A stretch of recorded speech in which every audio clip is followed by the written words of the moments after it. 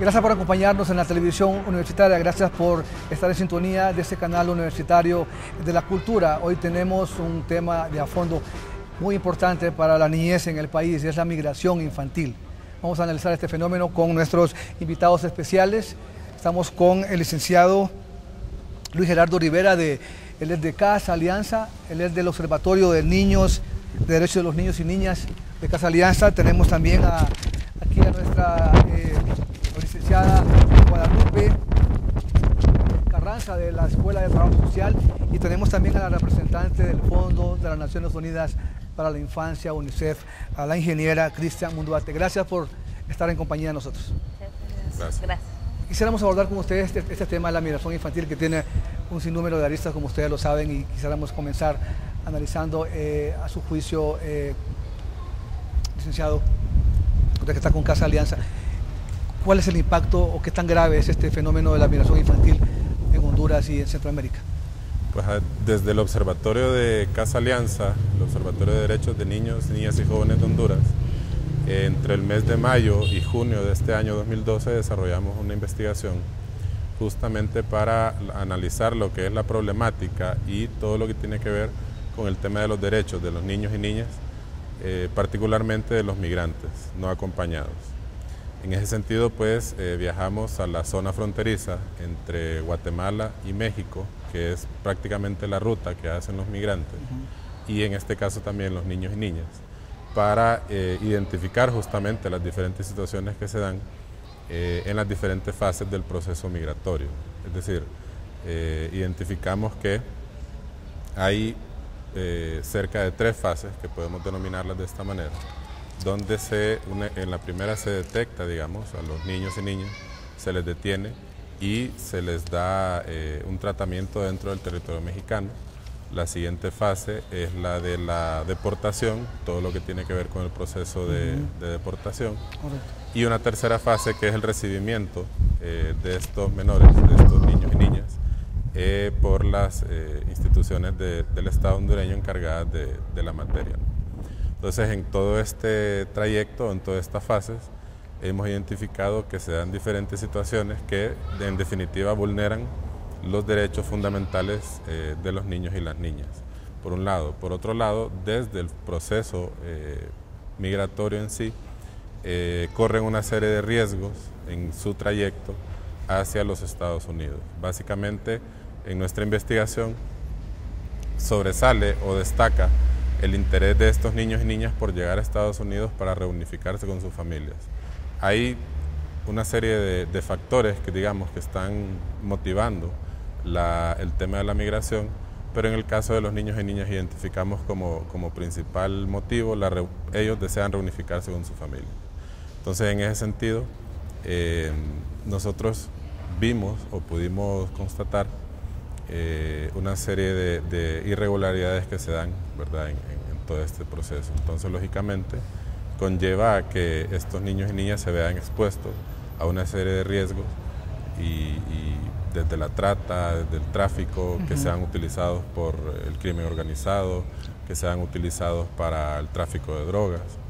Entonces, nos parece que es una situación preocupante y que, en definitiva, no se le está dando la importancia de vida, ¿verdad?, por las autoridades y, en este caso, pues por el gobierno, que debería estar un poco más interesado en este tema. Ingeniera Munduate, este fenómeno se agudiza cada vez más en el país cada año debido a la crisis económica y social que vive el país. ¿Cuál es el análisis que ustedes hacen como el Fondo de Naciones Unidas sobre este fenómeno y estas condiciones que el país atraviesa? Bueno, mire, el tema es el problema básicamente de migración y principalmente la situación que atraviesan muchos niños y adolescentes que migran o que se quedan en el país y sus padres migran, tiene una causalidad múltiple. Y como tiene una causalidad múltiple, realmente las respuestas, las soluciones tienen que tener un carácter múltiple. No podemos abstraer, por ejemplo, el fenómeno de la migración de las difíciles condiciones socioeconómicas que viven las familias que tienen que migrar, o de las faltas de oportunidades de empleo que tienen los adultos miembros de esta familia, o por ejemplo las personas en edad joven que definitivamente no encuentran mayores oportunidades de poder desarrollarse como individuos y como personas económicamente activas. Entonces, me parece que sí, definitivamente hay que abordar los temas de migración. Dentro de esto, realmente como estados, los estados tienen que asumir, los estados de origen tienen que asumir plenas responsabilidades en cuanto a la protección y garantía de los derechos humanos, principalmente de los niños y niñas que van y que en algún momento son repatriados. Los estados que sirven, que son tránsito, que son de paso, en este caso para los niños hondureños, estamos hablando del estado de Guatemala y el de Honduras. Para los niños que van a México también tienen una corresponsabilidad muy fuerte de garantizar en el momento en que algún niño, niña o adolescente sea remitido a alguna de las instituciones pertenecientes a esos estados, garantizar plenamente que su integridad física, emocional va a ser prioritariamente protegida, ¿no? Y en el país receptor, si finalmente logran llegar los niños y adolescentes, en este caso, pues allá también, a pesar de que definitivamente entran un carácter de indocumentación, de todas formas hay ciertas responsabilidades que el Estado del país receptor tiene con respecto a la garantía del respeto a la integridad, otra vez física y emocional de los niños. Pero esto es en el ámbito puramente de migración. Pero ¿qué otras realmente responsabilidades tiene que asumir el Estado de origen? O sea, en este caso, Honduras con respecto a esta problemática. Mire, a mí cada vez que, por ejemplo, me entrevistan con respecto al tema de violencia, con respecto al tema de callejización, en este caso el tema de migración, yo me remito fuertemente que una de las causas importantísimas, claro que es la pobreza, pero esto está fuertemente vinculado con el problema de educación del país. El país tiene sistemáticamente una crisis profunda en el sistema educativo que por lo menos tiene 10, 12 años. Y este es uno de los temas que es imperativo resolver. Un chico que no se lea, o un adulto joven, porque si estamos hablando de 10, 15 años, ya estamos hablando de adultos de 25, 30 años. Una persona a esta edad que no cuenta con las herramientas básicas, además con los elementos de autoestima y de preparación personal que le permitan decir, bueno, yo me merezco un mejor futuro, pero tengo las herramientas para probablemente buscar en mi país qué oportunidades de desarrollo tengo. Definitivamente lo que se pone a la vista es la opción de la migración.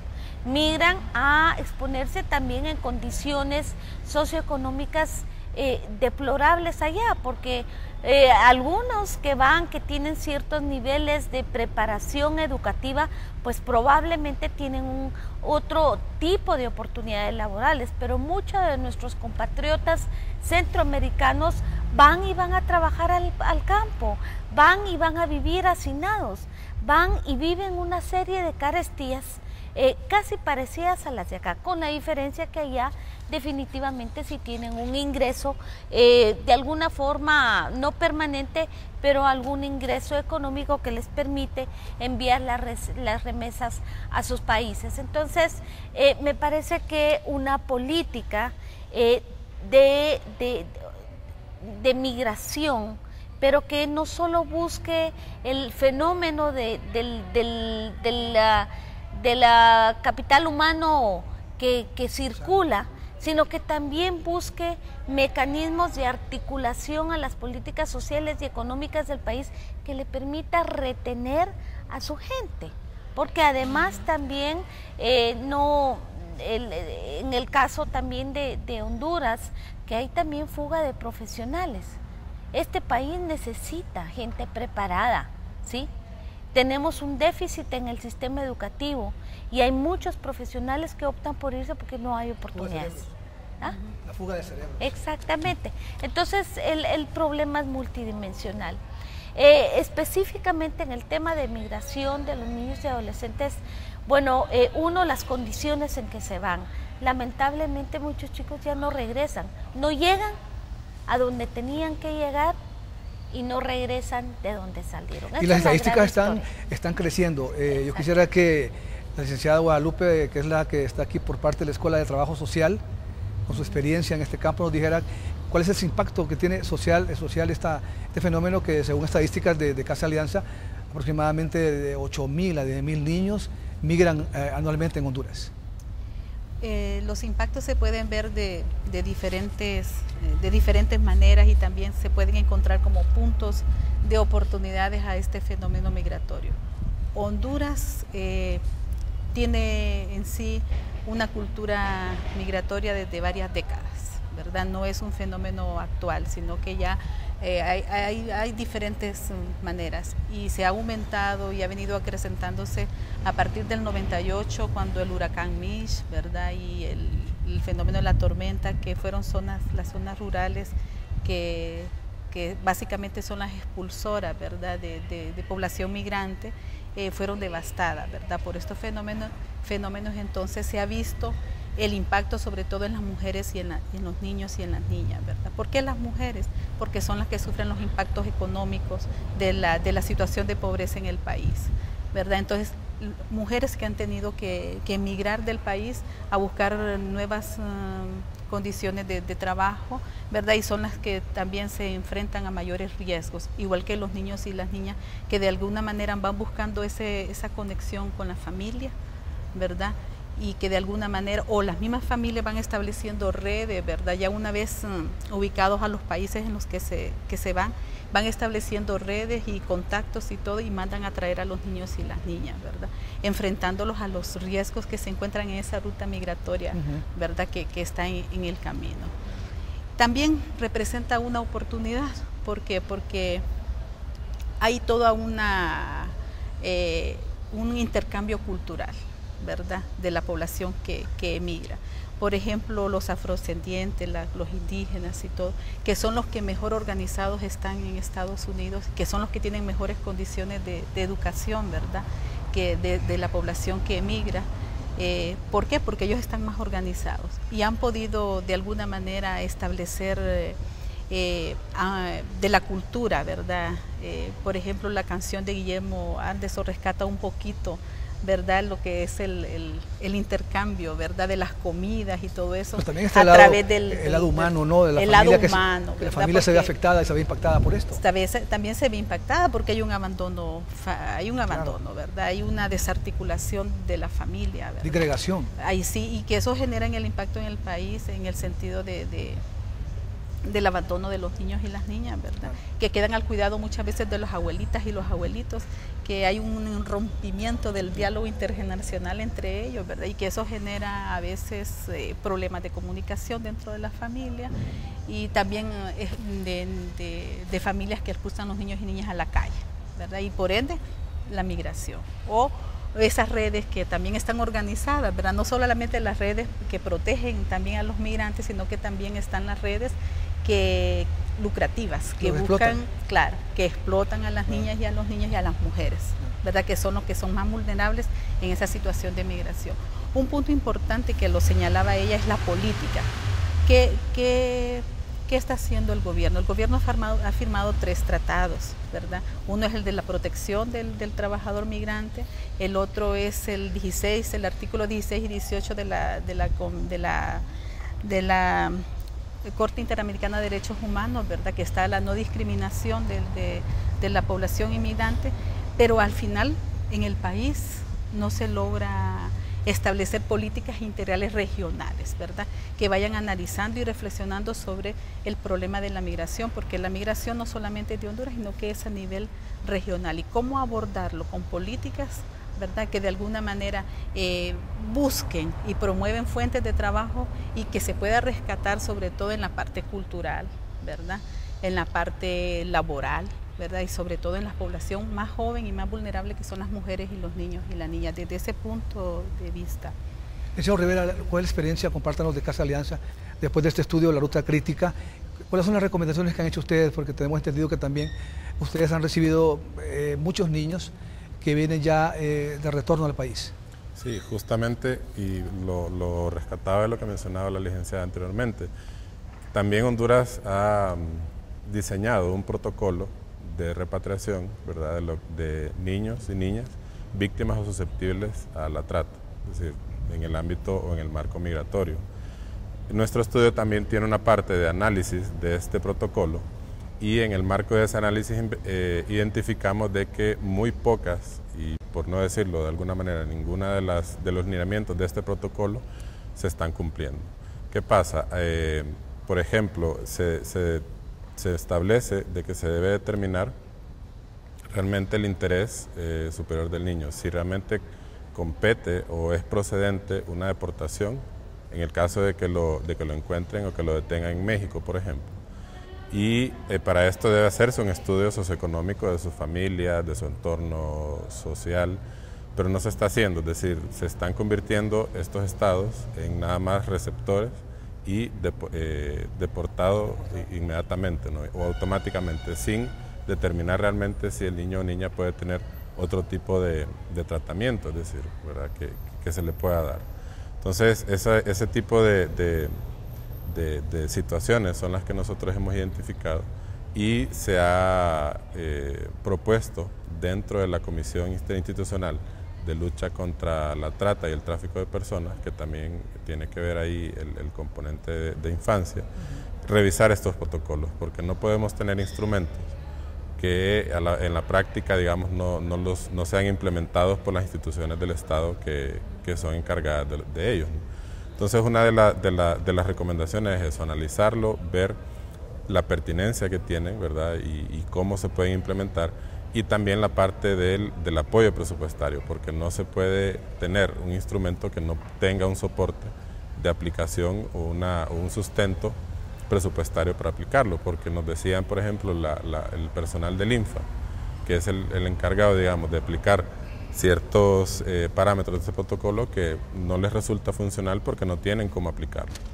Entonces, dentro de la comisión, nosotros hemos sometido la propuesta de revisar este protocolo para que justamente pueda ser más funcional, más operativo y que realmente garantice el proteger los derechos de los niños y niñas migrantes.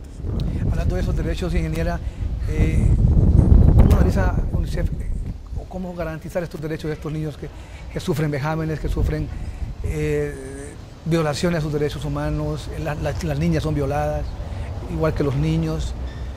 ¿Cómo hacer que los estados realmente, en este caso, como usted hablaba, el caso de Guatemala, el caso de Honduras, México, pues se pueda garantizar estos derechos humanos de los niños y niñas en el país? Bueno, mire, sí, aquí yo creo que en todo el proceso, digamos, de retorno, de repatriación y las diferentes paradas, digamos, que hacen los niños y niñas y adolescentes cuando regresan, dependiendo si es por aire o por tierra, hay tres instancias que son sumamente importantes. Una es Cancillería, y aquí las cancillerías, y aquí estamos hablando del debido apoyo que los consulados deben de prestar en el país en donde el niño es retenido. Eso es sumamente importante. A veces sí no se tiene con toda la prontitud y celeridad que se necesita este apoyo particular y especial por parte de los consulados.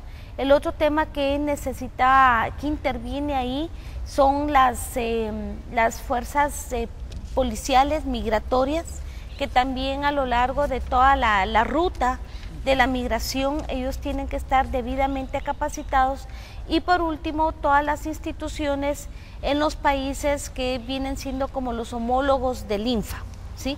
Porque, por ejemplo, cuando un niño es retenido en México, por lo general la repatriación se da por tierra y este niño pasa de México a Guatemala y de Guatemala a Honduras.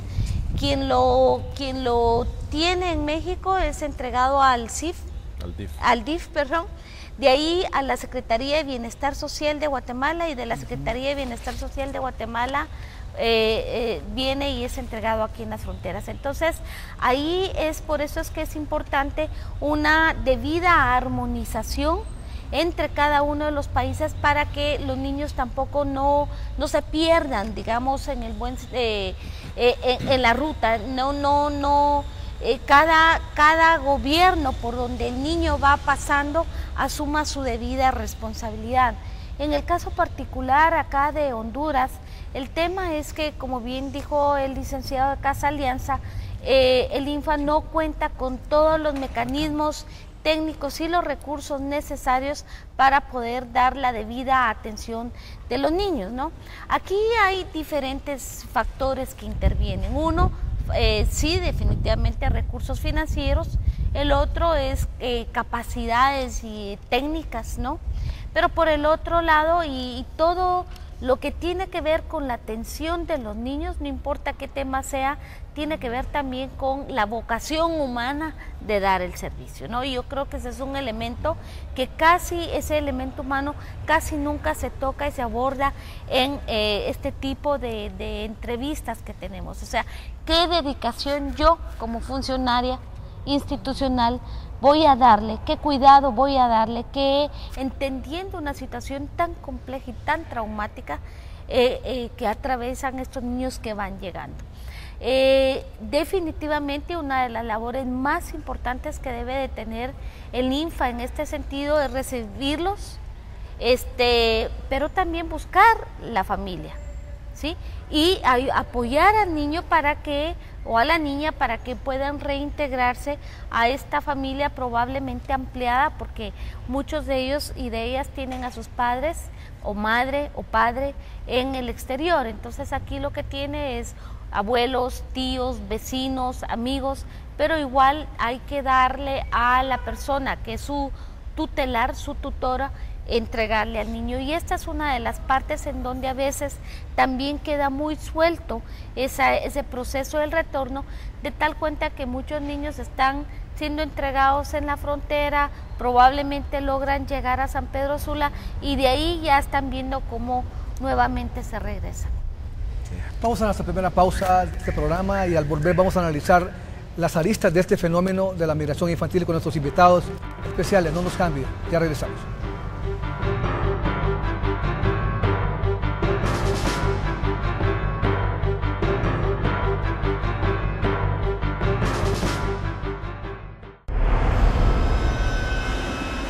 La trata de personas es la esclavitud del siglo XXI y los jóvenes son sus principales víctimas. En Latinoamérica, millones de niños y jóvenes buscan una oportunidad, trabajo, comida, amor, aquello que la vida les negó.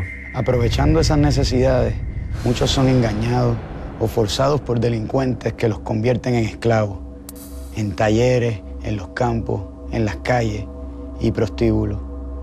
¿Vamos a quedarnos sin hacer nada?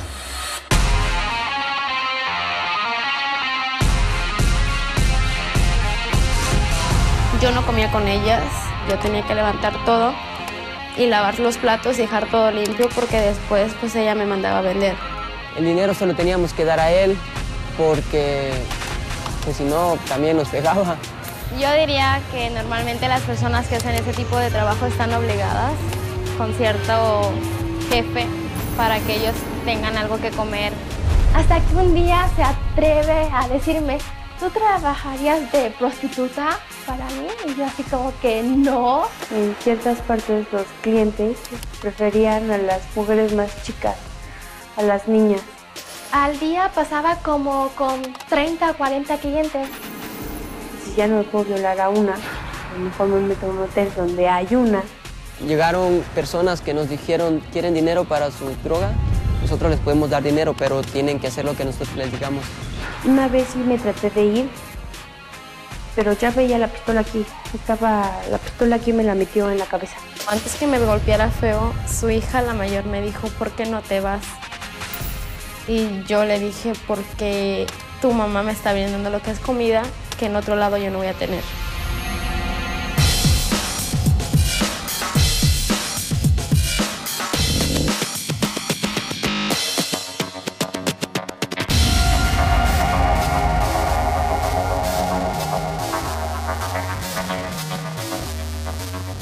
Mucha gente sigue pensando que si una persona es trabajadora sexual siempre es por propia voluntad, pero ustedes no se han preguntado cuáles son los motivos que llevaron a esa adolescente a un prostíbulo o a pararse en el callejón. Cuando conozco a esta persona que me engaña, yo estaba en el parque de la ciudad. Yo tenía 13 y él 28 en ese entonces. En los mensajes él me decía que estaba enamorado de mí, que le había gustado y que le diera una oportunidad. Eso es lo que pues, te llega, ¿no? Porque hay cierta costumbre, tu vida es así como que muy agresiva y cuando llega una persona y te dice te quiero, te amo o eres muy bonita, pues prácticamente te baja la luna y las estrellas en ese momento. Yo me sentía así como que muy presionada, así como que ya cásate conmigo o yo me quiero casar contigo, ¿no? El tratante establece un vínculo de confianza y dependencia con sus víctimas. Consigue envolverlas, engañarlas, conociendo exactamente sus necesidades. Así captura a sus presos. Pero lo que tenía él era de que me metía a veces cosillas en la cabeza, sutilmente. Él me empezaba a hacer preguntas raras. Me decía, oye mi amor, si tú trabajaras y ganaras más dinero que yo, ¿tú me dejarías? ¿Y qué pasaría si trabajaras? Y yo siempre decía, ¿de qué? Dice, sí, en el sexo servicio. Y yo me quedé así como de... Dice, no, mi amor, no te preocupes, es broma. Hasta que un día se atreve a decirme, ¿tú trabajarías de prostituta para mí? Y yo así como que no, yo no quiero. Y me decía, pero es que te va a ir muy bien, vas a ganar mucho dinero. Es más, si trabajas para el otro año, empezamos a hacer nuestra casa. Y pues, si no quieres ayudarme, te vas a tener que ir. Y luego, pues así como de broma, pues me manda con una chica, ¿no? Ella en el autobús ya me iba diciendo más o menos cómo tenía que trabajar. Me iba terapeando que por las posiciones tienes que cobrar tanto, si te quedas a trabajar conmigo en el hotel te van a cobrar tanto, o si te vas al callejón, dependiendo, ¿no?, a qué lugar me aceptaran por la edad. Si bien las historias de Marcela y Laura parecen víctimas de un mismo tratante, no es así.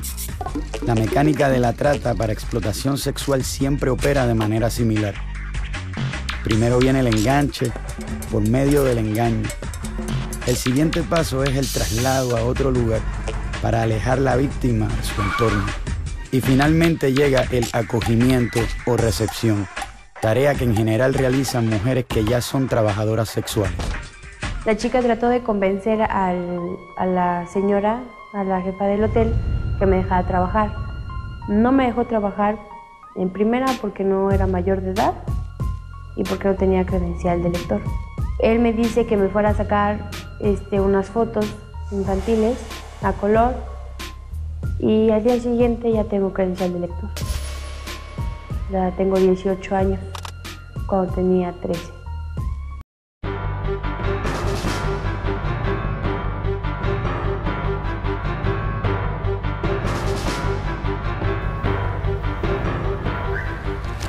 Gracias por acompañarnos. Continuamos con la última parte de este programa a fondo, con el tema de la migración infantil y que genera obviamente pues, otras aristas, y lo seguimos analizando con nuestros invitados especiales.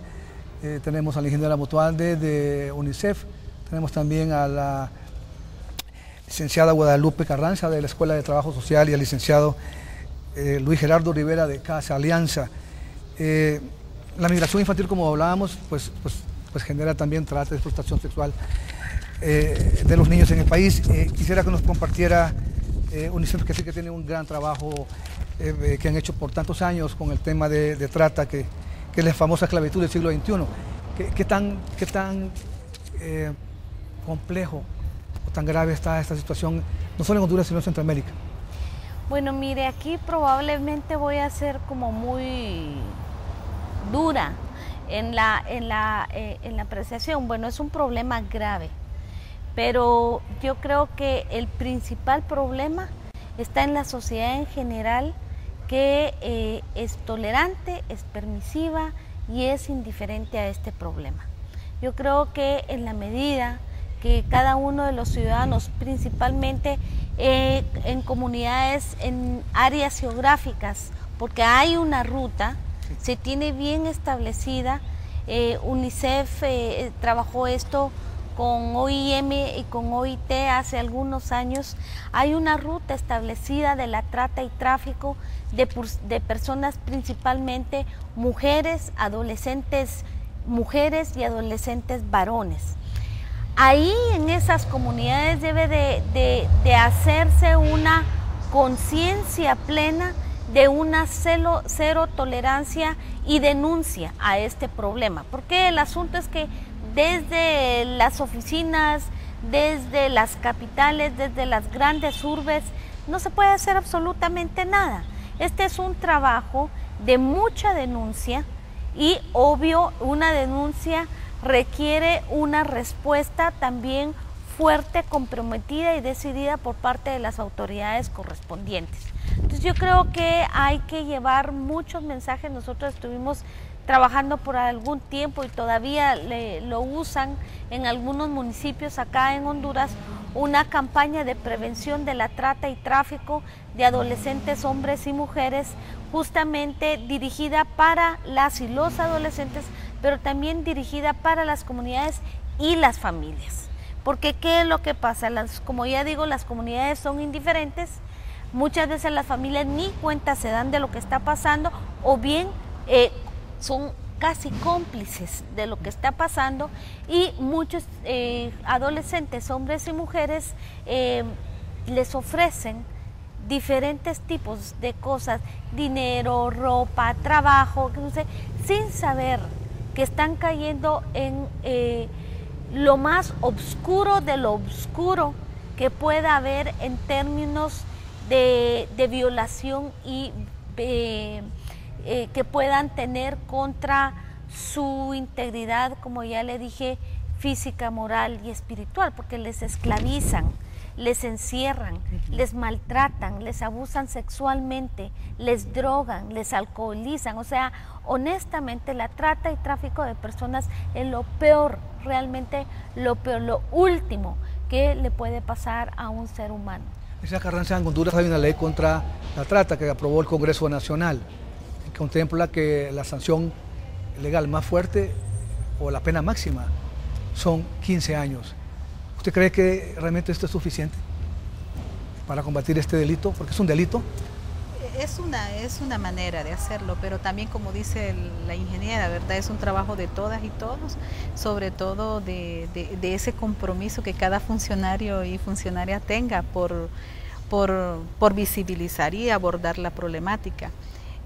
Si no somos tan indiferentes, ¿verdad?, la situación, porque muchas veces nos enteramos, ¿verdad?, de que se está dando la cuestión de explotación sexual comercial, ¿verdad?, pero de alguna manera no denunciamos, nos quedamos callados. Es responsabilidad de todos y todas de esa manera de denunciar. ¿Está hablando de la cultura de denuncia? Sí, la cultura de denuncia.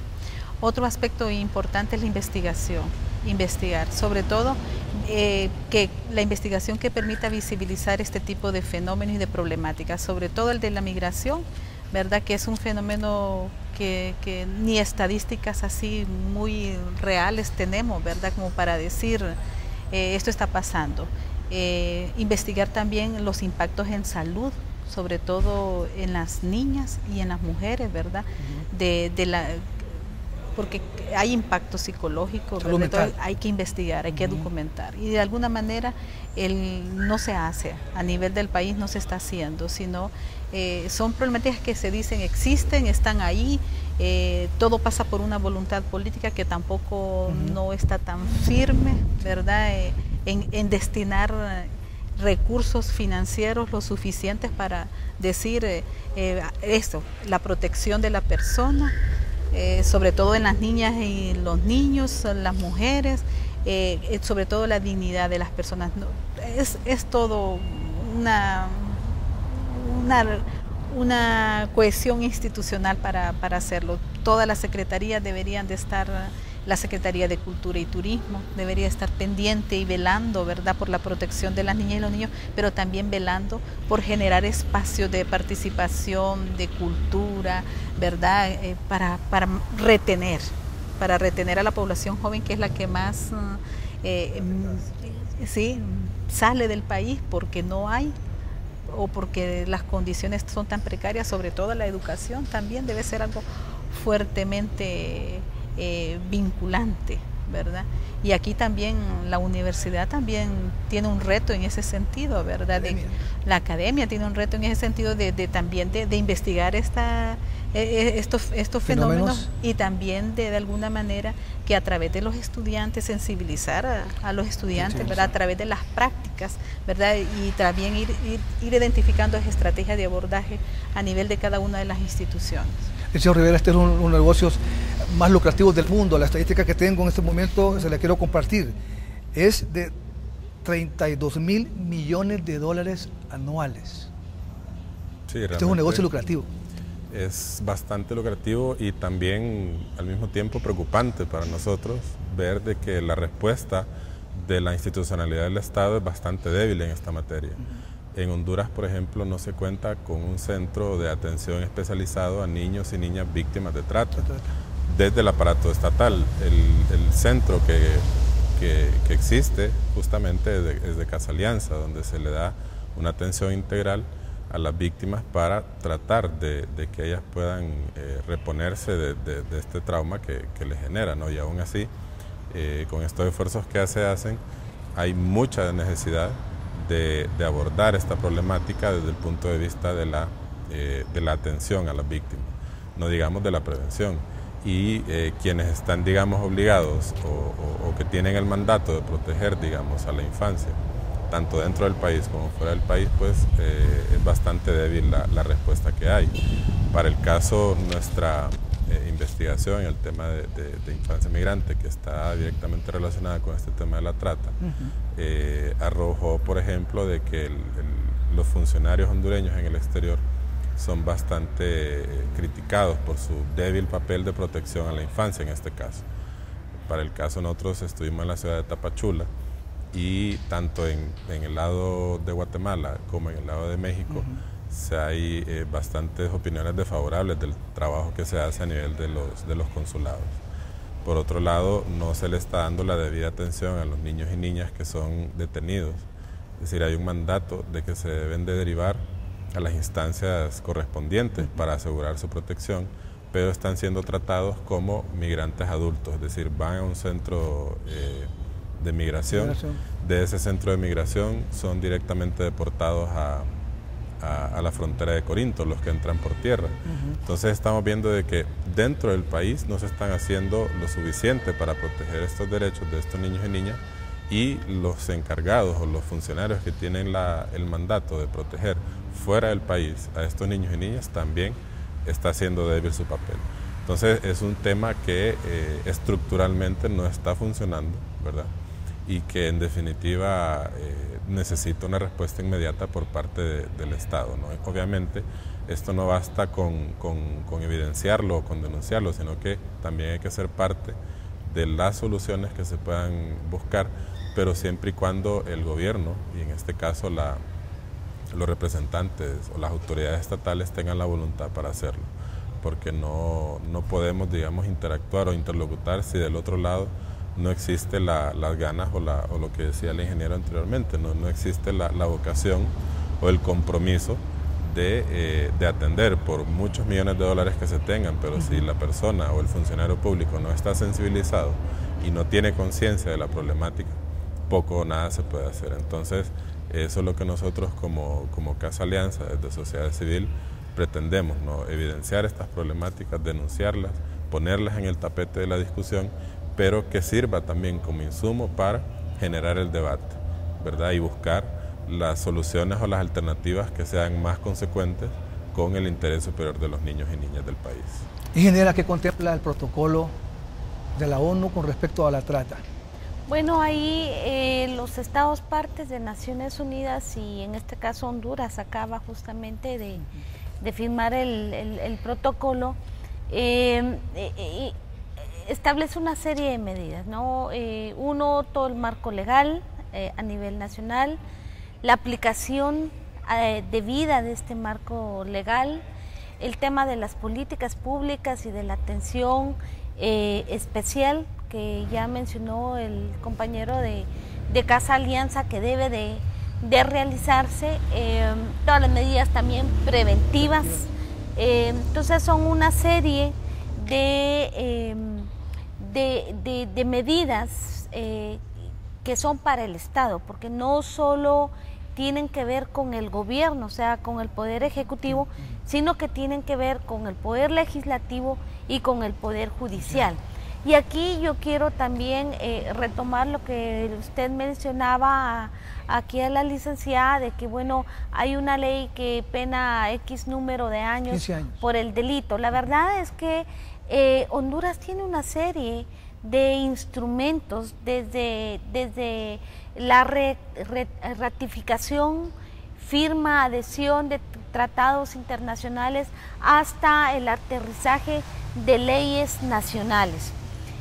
La pregunta es, por ejemplo, desde que se introduce el tema en el Código Penal del delito de la trata y tráfico de personas menores de edad, la pregunta es, ¿cuántos casos se han resuelto? ¿Cuántas condenas se han dado por este hecho? Entonces ahí es donde yo le digo, este es un problema en donde la sociedad es corresponsable, porque en la medida que yo como ciudadano veo a una gran distancia este problema y no lo asumo, ¿sí? En la medida que no hago una especie de veeduría ciudadana y no le exijo a los diferentes actores de los tres poderes de Estado que cada uno cumpla con la responsabilidad que le compete, yo también estoy siendo corresponsable, lamentablemente, de la situación y muchas veces de los crímenes que se dan en los niños, que son cientos de niños y niñas que han sido víctimas. Algunas se rescatan, por ejemplo, son atendidas por Casa Alianza, pero muchas se pierden, mueren en el camino y nunca aparecen. Entonces, a mí me parece que lo más importante y parte del mensaje que debería de estarle llegando a cada uno de los teleaudientes que están hoy acompañándonos es preguntarse, ¿y yo qué hago para cambiar esta situación? La academia, ¿qué puede aportar a este fenómeno? Hace poco, con el problema de seguridad y de violencia que todos vivimos, la academia se vio forzada prácticamente después de que tocó las puertas de esta casa de estudios, lo que ustedes ya conocen y conocemos, y ya se formaron equipos interdisciplinarios, se aprobaron decretos, pero la academia hizo su aporte como academia a un fenómeno tan serio como el de la violencia. ¿Qué puede hacer en este caso con el tema de la trata, por ejemplo? Como se lo mencionaba anteriormente, la investigación es un punto fundamental y la academia ahí puede hacer mucho trabajo en visibilizar estas problemáticas, ¿verdad? Visibilizarla con estadísticas, ¿verdad? Con científicamente, ¿verdad? Con hechos así, testimonios y todo lo que incluye la investigación, ¿verdad? También otro es involucrar a los estudiantes en las prácticas. Por ejemplo, trabajo social, ¿verdad? Tiene un año de práctica académica, ¿verdad? Donde los estudiantes se vinculan al trabajo de las organizaciones.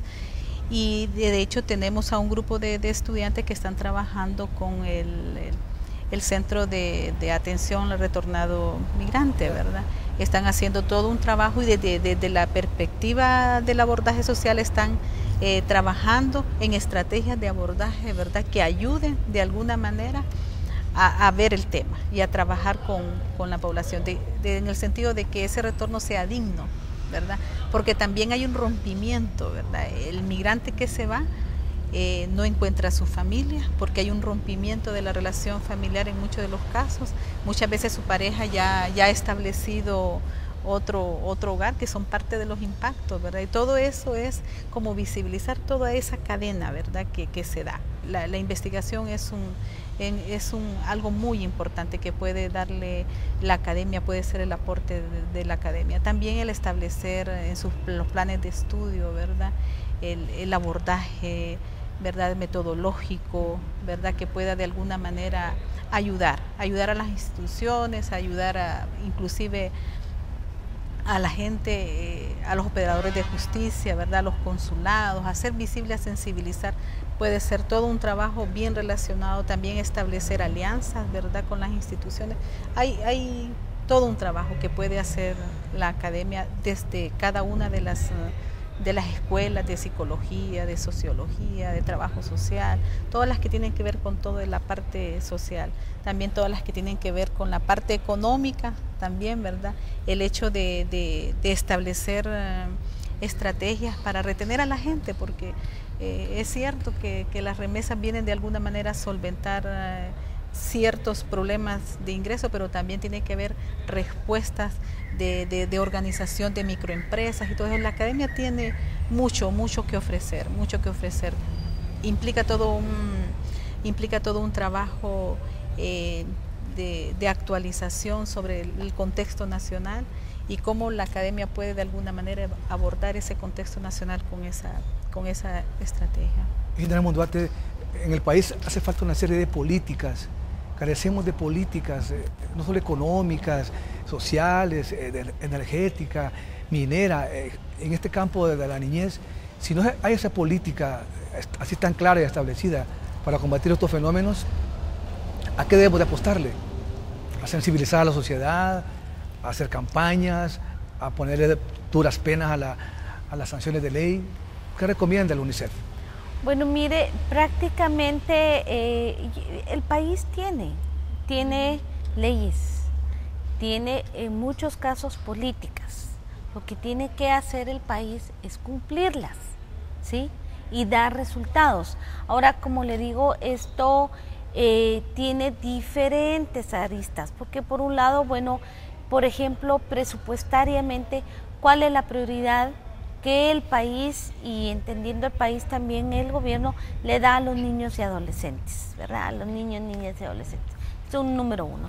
Número dos, ¿qué tan eficientes? Porque a veces se tiene miedo, temor de hablar de eficiencia, de eficacia, de resultados en lo que serían las instituciones del sector social, ¿sí? Porque a veces se confunde la palabra eficiencia como son términos economicistas.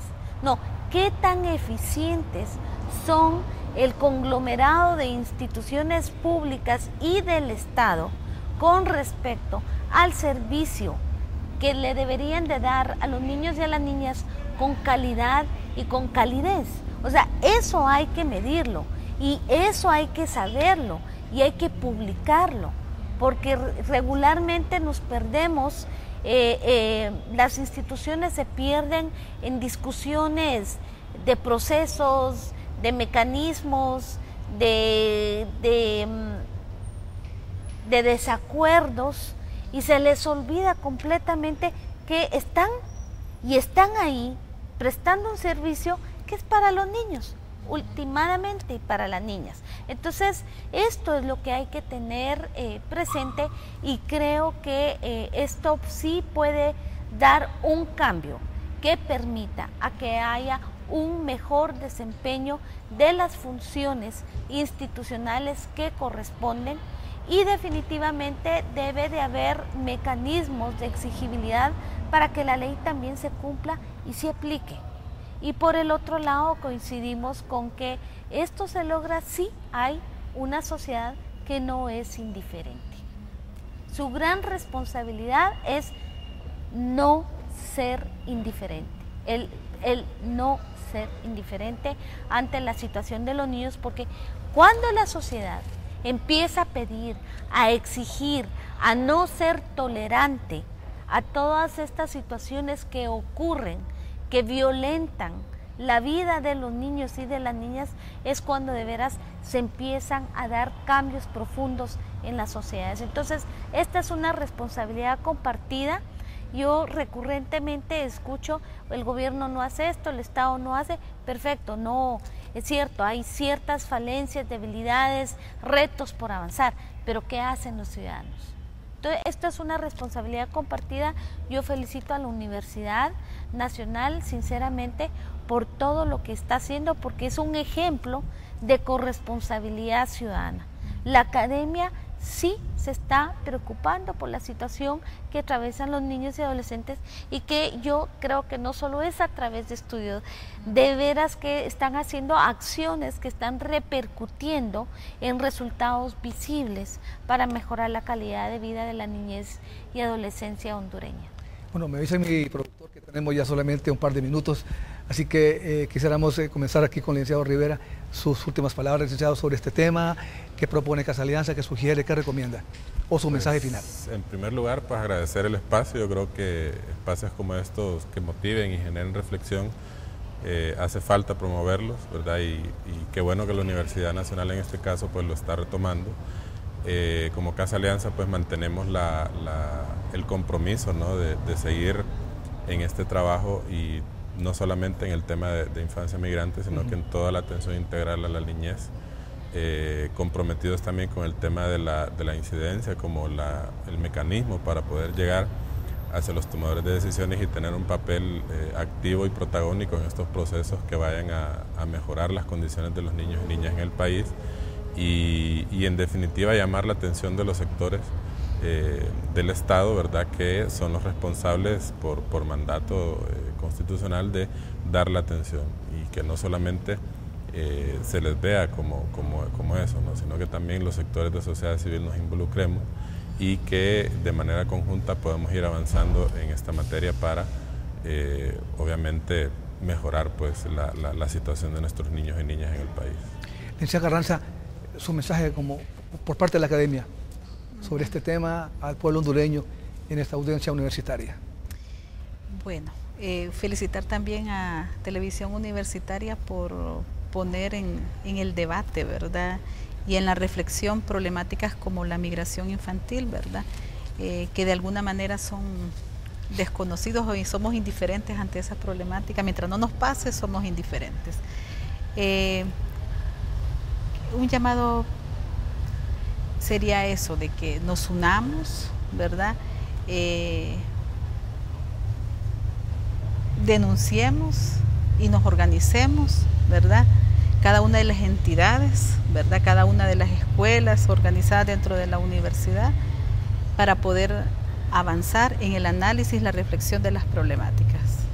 La unidad, la reflexión es importante, ¿verdad?, y el visibilizar. Son temas que deberíamos de estar, así como en este momento UNICEF, Casa Alianza y la Academia se han unido para ser visible ante los medios, seguir en esa unidad y tratar de definir líneas estratégicas coordinadas para seguir avanzando, y que se nos permitan los espacios institucionales también para que nuestros estudiantes puedan llegar, ¿verdad?, y puedan también de alguna manera seguir avanzando. Ingeniera Monduarte, su último mensaje como representante de la UNICEF aquí en Honduras. Bueno, básicamente yo creo que hemos dicho, tocado muchos temas. Incluso sería bueno que viendo el programa en reprise, como dicen, poder ir sacando una serie de casi indicadores que tal vez con una alianza de las 3 instancias que estamos hoy invitadas podríamos conformar un mecanismo de verificación, ¿verdad?, para ver si se están cumpliendo las diferentes mandatos y responsabilidades que tienen principalmente las instituciones del Estado para cumplir con este tema. Lo otro, pues, manifestar el compromiso profundo que UNICEF tiene para con los niños y las niñas de Honduras. Nosotros nos debemos a ellos, trabajamos para ellas, así es de que en la medida de nuestros recursos, de nuestra energía, estamos acá presentes para contribuir a las iniciativas y los esfuerzos que también el país genera y que debería de seguir generando. Agradecemos al Fondo de las Naciones Unidas para la Infancia su participación. Gracias, ingeniera Monduarte. También a la Academia, a la ingeniera Carranza, que estuvo por parte de la Escuela de Trabajo Social y el licenciado Rivera también de Casa Alianza por esa labor que hacen en pro de los niños. Hasta tu próximo programa, que estén bien.